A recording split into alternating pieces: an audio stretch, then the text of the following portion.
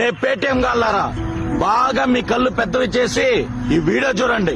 మొన్నటి దాకా ఏమన్నారా, పవన్ కళ్యాణ్ అధికారంలోకి వస్తే ఫస్ట్ సుగాలి ప్రీతి కేసు తీసుకుంటామని చెప్పాడు. మరి ఇప్పుడు ఎక్కడ అడ్రస్ కనపడడం లేదు, కనీసం ప్రశ్నించడం లేదనేసి ఇష్టం వచ్చినట్టు ట్రోల్స్ చేస్తూ వీడియోస్ పెట్టారు కదరా. ఇప్పుడు మీ కళ్ళు ఎక్కడ పోయినాయి, ఎక్కడ మింగినాయి మీ కళ్ళు, నాకు అర్థం కావడం లేదు.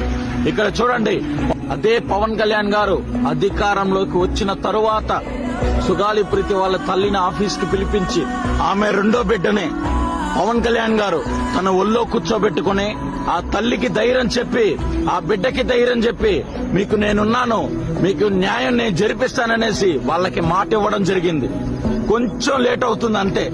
ఆయన చెప్పాడంటే చేస్తాడంతే.